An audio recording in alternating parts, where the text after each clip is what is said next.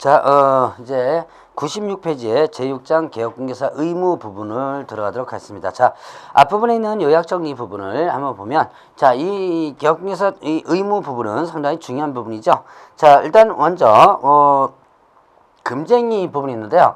자, 금쟁이 부분은, 여러분들 이제 반드시 좀 기억을 해놔야 되는 부분이죠. 자, 금쟁이는 개업공개사 등의 금쟁이로서 1년 이하 징역 또는 처벌금과 3년 이하의 징역 또는 처벌금은 나눠진다. 그래서 1년 이하 징역 또는 처벌금은 매무수거 그랬죠. 중개 대상물에 대한 매매업 있었고요. 자, 그 다음에 무등록업자 알면서로부터 의뢰를 받았거나 아니면 명의를 이용하는 행위, 매수, 중개보수, 보수에 대한 뭐예요? 초과, 수수 있었고요. 자, 그 다음에 거짓, 언행, 그 밖의 방법으로 은행의 판단을 그르친 행위. 여기까지가 이제 1년 이하 징역 또는 처벌금이고 3년 이하 징역 또는 처벌금, 증직상투처, 증서, 중개 증서에 대한 매매업이 있었고요. 자, 그 다음에 직접 거래, 그 다음에 또 쌍방, 대리가 있었다. 그 다음에 뭐가 있었다? 투기조장 이렇게 했었죠. 투기조장. 자, 그래서 중개대상물의 매매업, 무등록업자 알면서 의뢰받을까 명령, 보수에 대한 초과수수, 거짓언행 이렇게 했고요. 자, 그 다음에 이제 증서중개 매매업, 직접거래상물, 투기조장이 있었죠.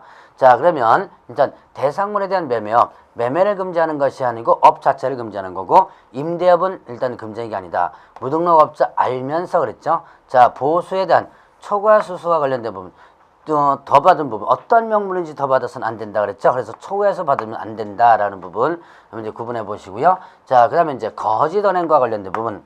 자, 거짓말해서는 안 된다. 자, 여기서는 일단은 그 거래상 중요사항에 관하여라고 하는 부분이 있죠. 뭐 권리관계라든가 중대한 하자, 가격도 하나의 거짓말에 해당된다. 그래서 매도인과 짜고 가격을 높여줘서 차익을 편찬하는 게 있었죠. 자, 그러면 3년 이하 징역 또는 처벌금은 증직상투 있었죠. 증서 중개 매매업. 자, 이 증서는 대표적인 것이 뭐다? 입주자 저축 증서를 얘기한다 그랬고요. 증서에 해당되지 않는 건 분양권과 그다음에 또 뭐가 있다? 상가 분양 계약서 있었습니다. 자, 그럼 직접 거래 쌍방들이, 자, 이거는 의뢰인과 직접 거래하는 걸 금지하고, 자, 그러면 어떻게 돼요? 다른 계약공개사를 거쳐서 하는 거, 이거는 직접 거래에 해당되지 않고, 자, 자기 가족에게 중개해 준 거 직접 거래에 해당되지 않죠. 그러나 수임인, 대리인과 거래하는 것은 직접 거래에 해당된다라고 하는 판례가 있었죠. 자, 쌍방 대리와 마찬가지로 쌍방 대리는 어떻게 돼요? 자, 이거는 양쪽을 대리하는 걸 금지하는 거죠. 양쪽 대리는 거. 그래서 한쪽만 대리하는 일방 대리는 허용이 된다라는 거 하는 거와, 자, 투기조장 행위가 있었습니다. 자, 투기조장 행위와 관련된 부분에서는, 자, 미등기 전매 중개, 전매 제한 등은 중개, 이런 것들이 안에 투기조장 행위에 해당되는 부분으로서 여러분들 기억해놔라. 자, 그럼 이런 금쟁이는 1-3-뿐만, 형벌뿐만 아니라 개업공개사 위반하면 등록이 취소될 수 있고요. 또 소속공개사 위반하면 자격 정지받을 수 있는, 자, 이런 행정처분까지도 일단 진행이 된다라고 하는 것 기억해 놓으시고요. 자, 이제 개업공개사들 등의 기본 윤리가 있습니다. 자, 기본 윤리로부터는, 자, 품위유지 의무와 신의손실 공정중개 의무가 있는데요. 자, 품위유지와 신의손실 공정중개 의무는 개업공개사와 그 다음에 또 소속공개사에게만 적용되는 부분이다라고 하는 거. 자, 그 다음에 비밀준수 의무는, 자, 개업공개사 등이죠. 즉 중개보조원까지도 적용되는 거죠. 그래서 이 비밀준수 의무는 직무상 알게 된 비밀을 누설해서는 안 된다라고 했었죠. 그 직을 떠난 뒤에도 또한 같다 그랬고요. 그러니까, 자, 그 직을 떠난 뒤에 내가 업무를 하다가 이제 그만뒀습니다. 그래도 비밀을 누설하면 안 된다 그랬죠. 위반하면 어떻게 된다 그랬어요? 1년 이하 징역 또는 1차 문화 벌금이고, 자, 이거는 또 반의사 불벌죄에 해당된다라고 했었죠. 자, 그러면 이제 확인 설명 의무를 보면, 확인 설명은 일단 개업공개사가 의무가 있고 소속공개사는 의무는 없다. 그러나 할 수 있는 부분이었죠. 자, 확인 설명 대상은 권리를 취득하는 의뢰인에게 방법은 성실 정확하게 설명하고 근거 자료를 제시하라 그랬어요. 자, 이를 위반한다면 개업공개사는 500만 원가 데려고, 그다음에 소속공개사는 자격 정지 이렇게 되겠죠. 자, 그다음 시기는 중개 완성 전, 즉 계약 체결 전까지였죠. 자, 그러면 이렇게 해서 자료를 요구할 수 있는데, 자료 요구는 누구에게? 물건 가지고 있는 사람이죠. 물건 가지고 있는 사람이 누구? 매도, 임대 등 권리 이전원에게 자료를 요구할 수 있다라는 부분이 있었고요. 자, 요구했을 때 불응할 수 있다 그랬죠. 불응하면 그 사실을 권리 취득원에게 설명하고 그다음에 또 확인 설명서에 기재하여야 한다 이렇게 되어 있습니다. 자, 그거 주의를 해주시기 바랍니다. 자, 그러면 이제 확인 설명서 작성해서 교부해 주는 부분인데요. 자, 작성 할 수 있는 자는 작성 의무자는 누구? 개업공개사고 소속공개사는 작성을 할 수 있는 부분이다. 작성 시일은 거래계약이 체결돼서 거래계약서를 작성하는 때 이렇게 됐죠. 작성하는 때. 자, 그러면 이때 작성하면 서명 및 날인자, 서명 및 날인은 확인설명서와 거래계약서 두 가지가 있죠. 서명 및 날인하는데 이때 개업공개사가 서명 및 날인하죠. 이때 자, 법인에 있어서 주된 사무소 대표자, 분사무소는 책임자가 서명 및 날인하고요. 자, 그 다음에 또 그 행위를 한 누구? 소속 공개사가 서명 및 날인한다. 자, 그러면 이제 보관하고 교부. 자, 의뢰인 쌍방에게 교부하고 3년간 보관하죠. 자, 이런 확인설명서 관련 의무를 위반하면 개업공개사는 업무정지, 그 다음에 소속공개사는 자격정지 처분을 받을 수 있다라는 부분이었죠.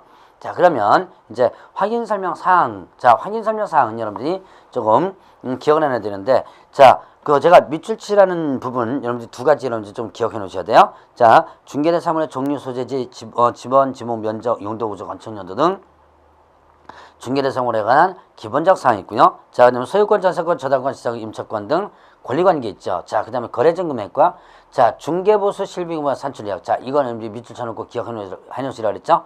보수 및 실비 금액과 산출례 있고요. 그 다음에 토지 이용계획과 공법상 거래규제 이용제한사항, 자, 그 다음에 수도, 전기, 가스, 수방, 열급, 승강기, 배수, 시설물 등의 상태도 있고요. 그 다음에 벽면 도배, 일조 소음 진동 환경 조건, 그 다음에 도로 및 대중교통성 연계성, 시장 학교 내 근접성 등 이런 입지 조건이 있었죠. 그 다음에 또, 자, 중개대상물에 대한 권리를 취득함에 따라 부담해야 될 조세중 유세율, 권리를 취득함에 따라 부담해야 될 조세중 유세율, 요것도 밑줄 쳐놓으시고요. 자, 이렇게 두 가지 밑줄 쳐놓은 게 있었죠. 중개보수 실비금액과 산출예약과 그 다음에 중개대상물에 대한 권리를 취득함에 따라 부담해야 될 조세중 유세율. 이거는 자, 여러분들 이제 전속중개계약 시 물건정보 공개사항에서도 밑줄 치는 거 두 개 있었고 확인설명사항에서도 밑줄 치는 거 두 개 있었는데요.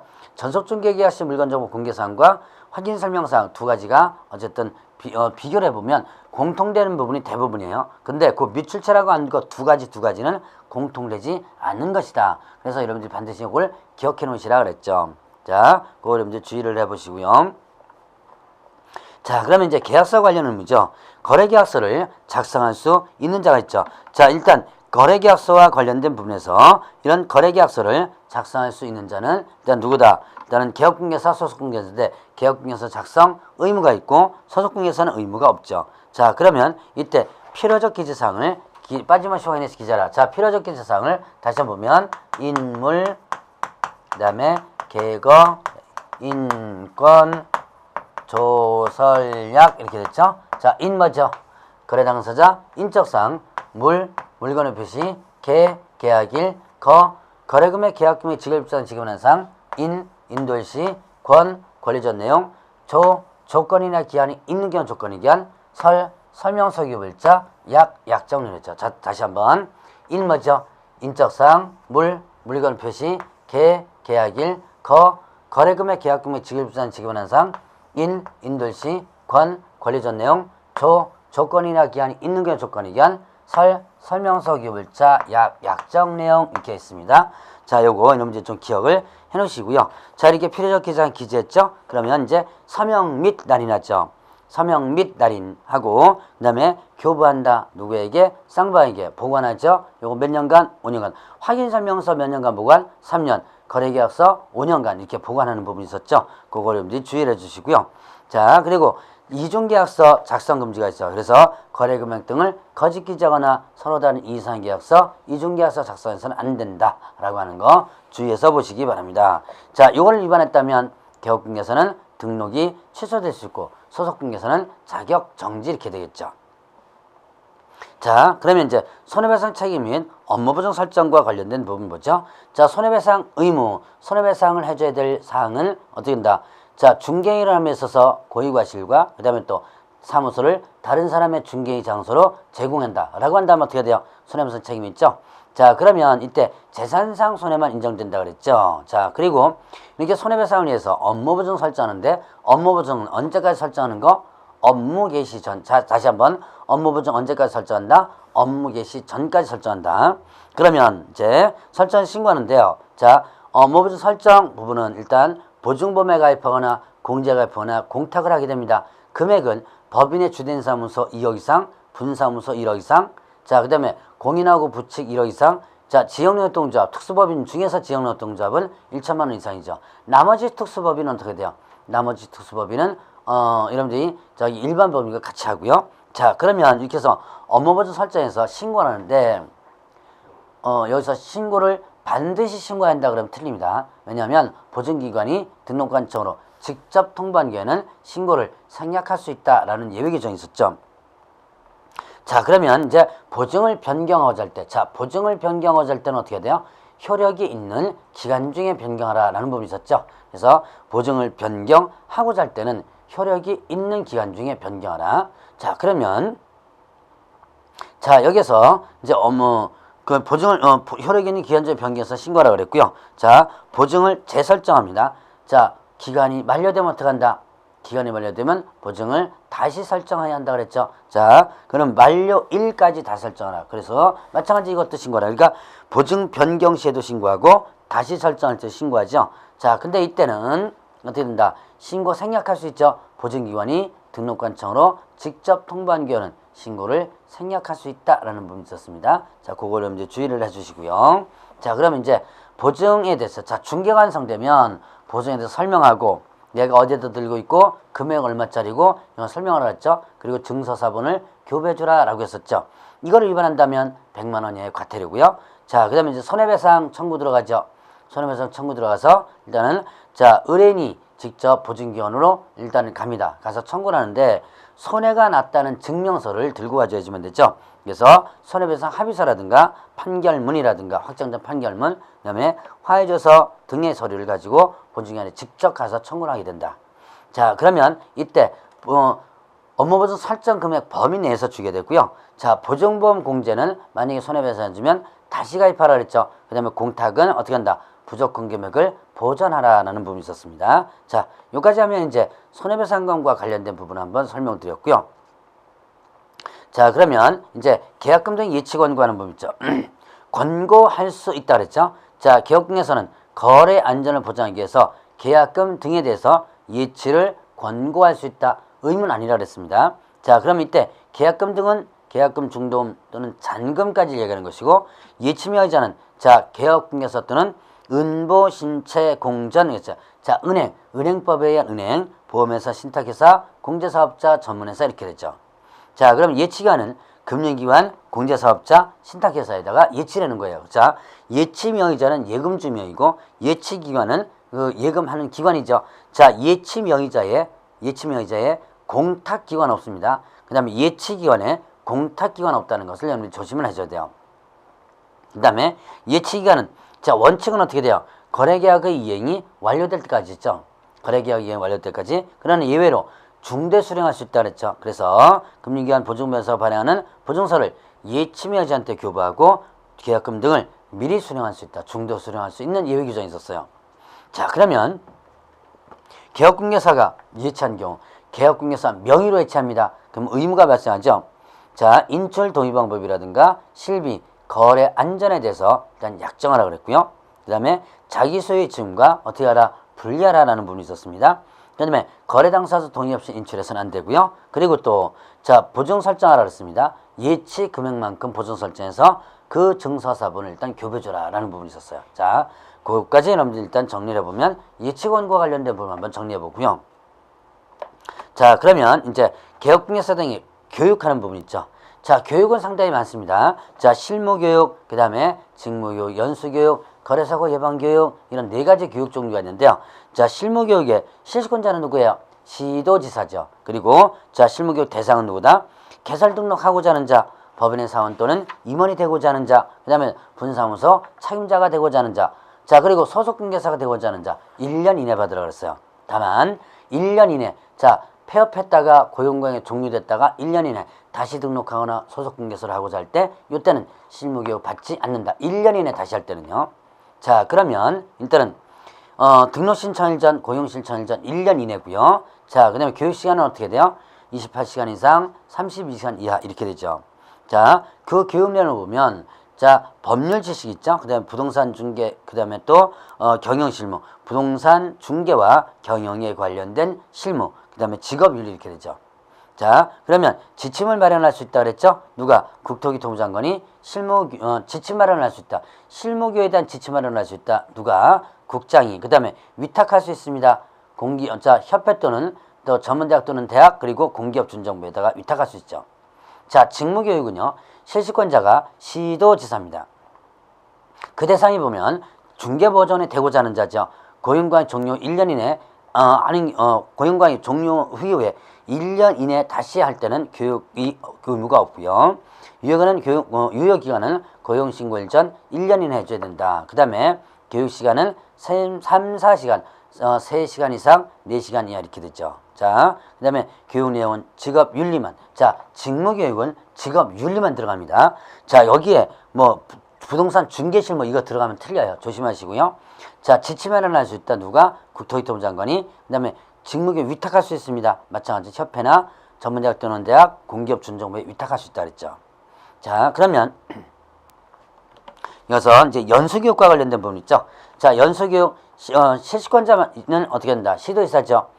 교육 대상이 개업공개사하고 소속공개사인데요. 시기는 실무교육 받은 날부터 2년마다 자, 이 실무교육을 받은 날부터 2년마다 뭘 받아라? 연수교육을 받아라. 이 2년마다 만약에 연수교육을 받지 않는다면 어떻게 된다? 500만 원 이하의 과태료가 된다. 자, 연수교육을 받지 않는다 그러면 2년마다 받지 않는다 그러면 500만 원 과태료 조심하셔야 돼요. 시간은 12시간 이상 16시간 이하 이렇게 되죠. 자, 그 다음에 그 내용을 보면 법제도의 변경사항이라든가 부동산 중개 또 경영실무 이런 거 나오고요. 근데 직업윤리가 나오죠. 자, 그러면 교육통지는 자 2년이 되기 전 2개월 전까지 통지하라고 했고요. 교육의 지침 마련은 누가 한다? 국장이 하고 또 위탁할 수 있습니다. 자, 여기서 연수교육을 위탁할 수 있는 거죠. 자, 이제 실무교육이 아니라 연수교육을 위탁할 수 있고요. 자, 그 다음에 또 이제 거래사고 예방교육 있죠. 자, 거래사고 예방교육. 자, 거래사고 예방교육 실시권자는 국토교통부 장관, 시도지사, 등록관청이죠. 자, 그러면 이제 교육 대상자는 개업공개사 등, 개업공개사 등 하면 누구예요? 개업수 공인중개사뿐만 아니라 소속공개사하고 중개보존까지 다 해당되는 것이고, 자, 교육통지는 교육일 10일 전까지 통지를 하라라고 되어 있습니다. 그리고 이제 여기는 없지만 교육비 지원도 할 수 있고요. 자, 그래서 여기까지가 이제 교육과 관련된 부분. 그래서 여러분들이 교육과 관련된 부분이나 이런 것은 시험 문제 이번에 참 잘 나올 부분이니까 잘 한번 체크를 한번 해보시기 바랍니다. 자, 그러면 이제 102페이지에 출제 예상 문제를 한번 보도록 하겠습니다. 자, 개업공개사의 의무에 관한 설명으로 틀린 것은 했습니다. 자, 1번 같은 경우는 상가 분양 계약서죠. 상가 전체를 매도할 때 사용하려고 매각 조건 등을 기재한 상가 분양 계약서는 증서에 해당되지 않는다 그랬죠. 자, 2번에 자, 개업공개사가 직접 중개하지 않고 다른 공인중개사 매수를 의뢰하여 부동산 매수한 후에 또 다른 개업공개사 의뢰해서 다시 매각했다면 직접거래 해당 안 된다. 다른 개업공개사를 통해서 한 거죠. 그럼 직접거래 해당되지 않는다라고 여러분들이 기억을 해놓으시라고 그랬습니다.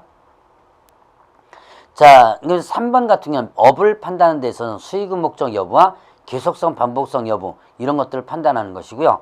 자, 근데 4번 같은 경우는 서로 매도 의뢰가 숨긴 채 높은 가격으로 의뢰 매도하고 차익을 취득한 거 거짓 언행에 해당된다. 가격 거짓말한 거죠. 자, 그러면 이제 순가중개계약 자체는요. 일단은 그 금쟁이는 아니지만 저 법정 보수를 초구할 수 없는 부분이죠. 자, 그러면 2번 부분. 자, 금쟁이로 볼 수 없는 것은 자, 1번 같은 경우는 청약예금통장 알선해줬죠. 증서중개매매법에 해당되죠. 2번 같은 경우는 자, 순가중개계약을 체결했습니다. 3억 원 의뢰를 하면서 차익을 보수로 이제 좋다고 해놓고 3억 2천만 원 해놓고 2천만 원 차익 챙겼죠. 그러면 2천만 원이 초과수수된 거죠. 순가중개계약 자체는 위반되지 않으나 더 받은 부분이 법정 보수를 초과했다면 초과수수. 자, 2번 같은 경우는 1-1에 해당되는 부분이죠. 자, 그 다음에 3번 같은 경우는요. 자, 중간상약 등기를 중개합니다. 자, 미등기 전매 중개. 근데 전매 차익이 안 났어요. 그래도 위반된다 그랬죠? 자, 그 다음에 또 개업공개사 갑은 A 대리인 B로부터 택지를 매도하는 의뢰를 받고 대리인과 거래하는 것은 직접 거래에 해당이 되죠.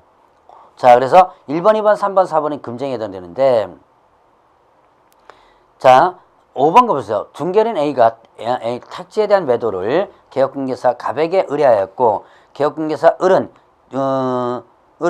갑의 중개로 A 소유 택지를 매수하였다. 이건 직접 거래에 해당되진 않는다 그랬죠? 다른 개업공개사를 통해서 한 거죠. 자, 3번. 개업공개사 등의 금쟁에 관한 설명으로 틀린 것을 했는데요. 자, 2번 보세요. 개업공개사가 중개에서 매매를 하는 행위는 금쟁에 해당한다는데, 자, 매매, 자, 여기 금쟁이에 잠깐 보세요. 칠판에 써놓은 거 보면 대상물에 대한 매매를 금지하는 게 아니죠. 대상물에 대한 매매를 업을 금지하는 거예요. 자, 업자가 빠졌죠. 여러분들 이거는 좀 조심해 줘야 돼요. 자, 매매를 하는 행위를 금지하는 게 아니라 매매를 어떻게 한다? 업을 하는 걸 금지한다는 거. 요걸 여러분들 조심해 주시고. 자, 그러면 4번 문제로 보죠. 다음은 공인중개사법령에서 금지하고 있는 개업공개사 행위를 열간 것이다. 개업공개사의 금쟁에 해당되지 않는 것을 모두 고르면 했습니다. 금쟁에 해당되지 않는 것. 자, 기억본에 보면 거래계약서의 금액을 거짓 기재하는 경우. 자, 여러분들이 거래계약서에 거래금액을 거짓 기재한다. 이것도 하면 안 되는 거죠. 하면 안 되는 건데, 그러나 자, 금쟁 규정. 자, 33조 금쟁 규정에는 해당되지 않죠. 자, 그래서 기억은 금쟁에 해당되지 않고, 자, 그다음 니은 같은 경우는 어떻게 돼요? 거짓언행, 형벌 1-1이죠. 디귿 같은 경우는 어떻게 되죠? 증서 중개 매매업 3-2죠. 리을 부분에 보면 공매 대상 부동산에 대한 권리 분석 취득가선 할 수 있죠. 금쟁이 아니고, 자, 리을 부분에 대상물에 대한 매매업 1-1이죠. 금쟁이고, 비읍 부분에 업무 보존 설정하지 않고 업무 개시하는 행위, 보존 설정하지 않고 업무 개시했습니다. 이것도 금쟁이는 아니죠. 상대 등록 취소 사유에 해당되지만, 그리고 사례 중에 그 밖에 어떤 명목으로도 보수 실비 초과에 금품 받는 행위 초과 수수한 거죠. 1-1. 그러니까 금쟁에 해당되지 않는 것은 기억, 리을, 비읍 이렇게 되죠.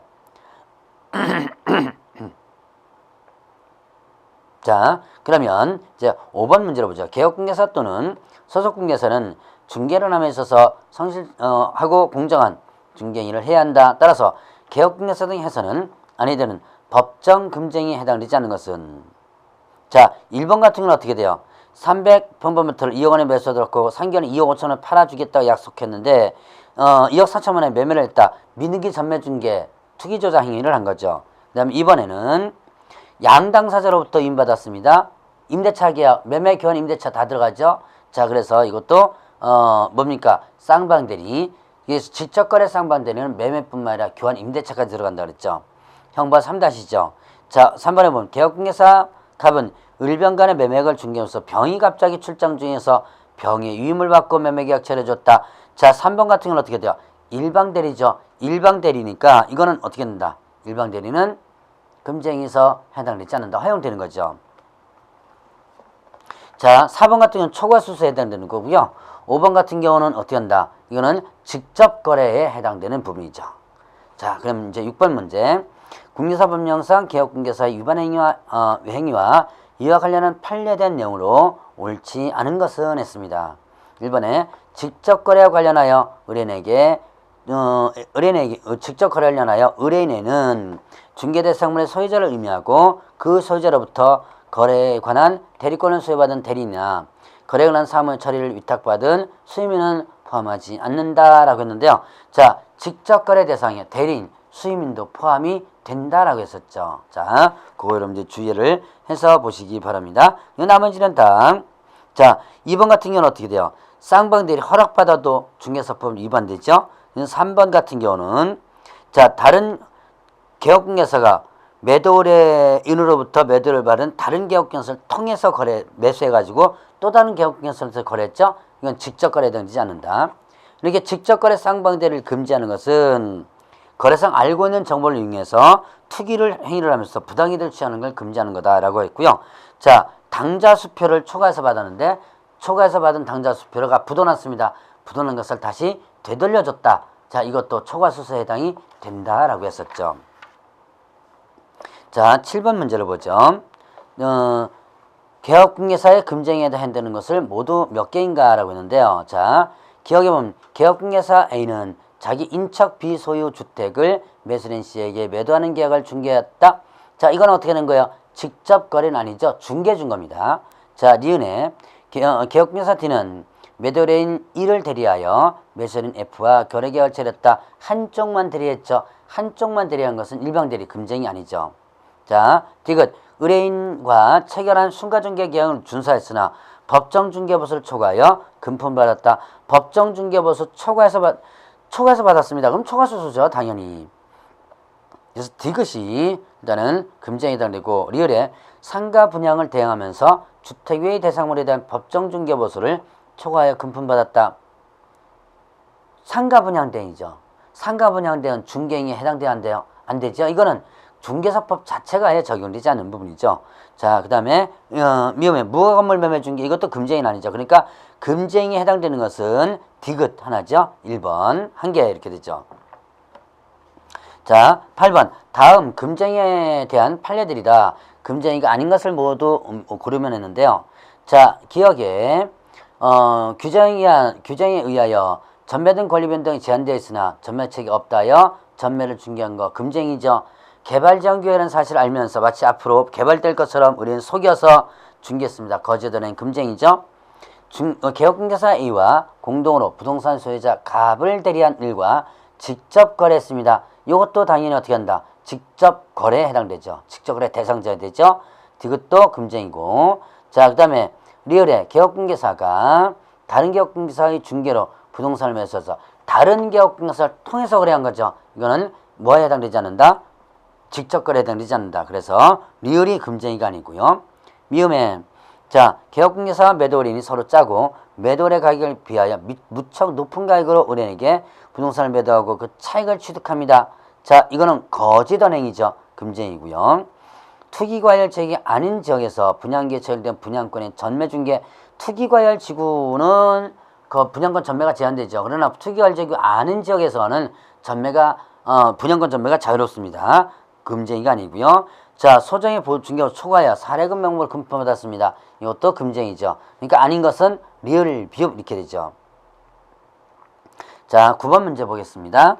자, 공유주에서 법령과 관련된 판례 내용이다. 옳은 것은 했는데 1번에 무등록업자의 중개행위가 부동산 컨설팅에 부서하여 이루어졌다. 중개업에 해당된다. 무등록업자 중개행위가 컨설팅 행위에 부서에서 이루어졌어도 일단 뭐 해당되는 거? 중개업에 해당되죠. 자, 이건 무등록업자로서 처벌받는 거죠. 2번 개업공개사가 의뢰인으로부터 중개보수 명목으로 법정 한도를 초과하는 당좌수비를 교부받았는데 그 후에 부도 처리된 경우 개업공개사의 금쟁이에 해당된다. 부도가 났다면 이건 당연히 자, 부도가 나가지고 되돌려줬습니다. 이것도 초과해서 받은 건 사실이죠. 이것도 금쟁이에 해당된다는 얘기죠.